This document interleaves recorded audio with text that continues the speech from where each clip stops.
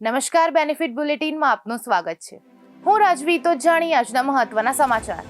અમદાવાદમાં ઈડીના દરોડા, ગેરકાયદે કોલ સેન્ટરના 6 સ્થળોએ કાર્યવાહી. વિદેશીઓને સરકારી અધિકારી બની ઠગતા હતા આરોપી. ક્રિપ્ટો અને હવાલા મારફતે નાણાંની હેરફેર કરાઈ. રૂપિયા 13.5 લાખ કેશ જપ્ત કરી અને 31 બેંક એકાઉન્ટ અને લોકર્સ ફ્રીઝ કરાયા છે. બનાસકાંઠામાં હડકવાથી મહિલાનું મોત નીપજ્યું. દાંતા પંથકમાં મહિલાનું કૂતરું કરડવાથી મોત. મહિલામાં હડકવાના લક્ષણો જોવા મળ્યા હતા. 6 માસ અગાઉ મહિલાને કૂતરું કરડ્યું હતું. મહિલાએ રસી ન લીધી હોવાનું સામે આવ્યું.